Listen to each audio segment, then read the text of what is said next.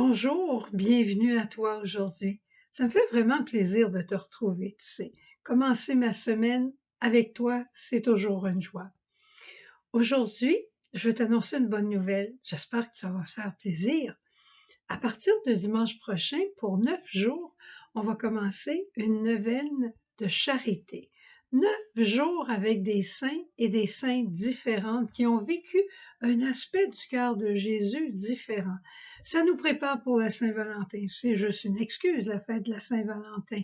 On voit des cœurs partout, mais des cœurs partout, ça nous dit à nous quoi? La charité, c'est le temps de l'amour. Alors on prépare nos cœurs et on verra bien Dieu qu'est-ce qu'il va faire de tout ça. Aujourd'hui, on a un évangile, pour dire le moins, spectaculaire, dramatique. Il y a un avant et un après. C'est un monsieur qui est dans un cimetière, qui est possédé par le démon. On essaye de l'enchaîner, on essaye de le faire taire, mais il est d'une violence qu'on ne peut comprendre.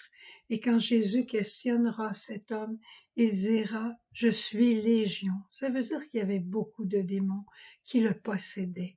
Et à sa rencontre avec Jésus, il a été complètement libéré. Il y a eu un avant et il y a eu un après.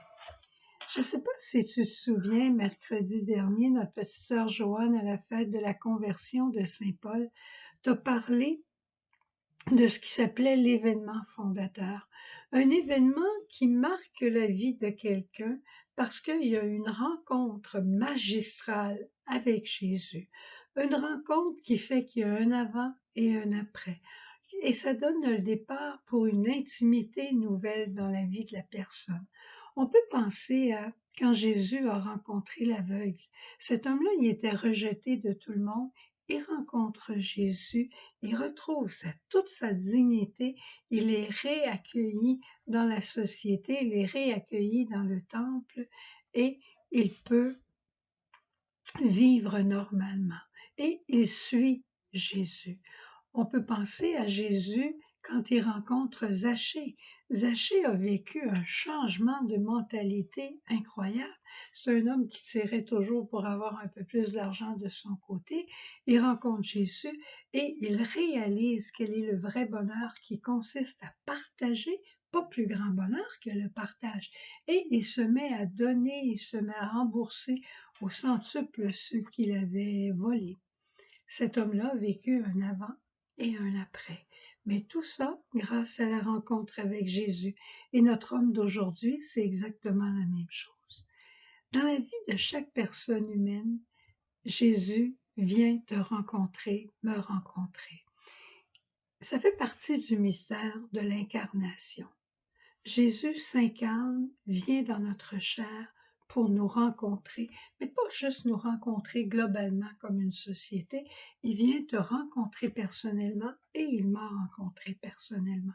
Et ça change une vie. Le drame, souvent, c'est que ça se passe et après ça, c'est pas toujours aussi spectaculaire que le possédé d'aujourd'hui, tous les démons vont s'en aller dans les cochons, puis tous les cochons vont jeter à l'eau. On n'est pas toujours dans des grandes histoires comme celle-là, ou des histoires comme Zachée, mais une rencontre importante dans notre vie qui fait un changement d'intimité, mais des fois, ça passe sous le silence. Et je t'en reparle aujourd'hui, même si Joanne en a parlé mercredi, pour te rappeler l'importance de t'arrêter, de trouver cet événement. Moi, personnellement, je te raconte le mien. Un jour, je m'en vais au sacrement du pardon et c'était pour moi un moment important où je faisais un choix de vie. Et le prêtre m'a placé devant l'icône du Christ miséricordieux, tu ne seras pas surpris. Il m'a placé devant l'icône du Christ et il m'a dit, dis-lui ce que tu veux vivre. Et là, j'ai tombé à genoux. Oui, oui, j'ai vraiment tombé à genoux et j'ai dit, mais c'est pas à moi de dire à Dieu ce que je veux vivre, c'est à lui de me dire ce qu'il veut que je vive. Et depuis ce jour, je suis en amour avec le Christ miséricordieux. Depuis ce jour, j'aspire à dire totalement, ce n'est plus moi qui vis, c'est le Christ qui vit en moi. Et depuis ce jour, je cherche et recherche l'obéissance Moi, ce n'était pas ma ligne de conduite première que l'obéissance. Mais par grâce de Dieu, par rencontre avec Jésus, le Fils obéissant, je suis venue à aspirer à l'obéissance la plus parfaite possible.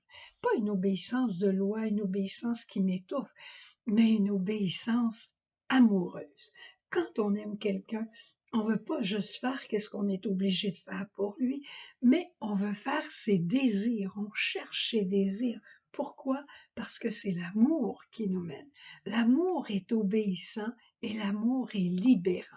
La liberté, elle est dans l'obéissance. Mais là, je veux pas te vendre mon événement fondateur, mais je te dis, trouve le tien. Et tu vas voir comment ça devient un moment de grâce tellement grand que chaque fois qu'on dirait que la vie est un petit peu ordinaire, on retourne dedans, on va rechercher on va rechercher la rencontre, on va rechercher la grâce. Et il y a quelque chose dans notre cœur qui s'enflamme à nouveau et notre vie d'intimité continue de croître jusqu'au ciel. Alors voilà, c'est ce que je voulais te partager aujourd'hui, puis on se retrouve demain. Au revoir, bonne journée. Trouve ton événement fondateur, tu vas être content, heureuse de l'avoir trouvé. Jésus,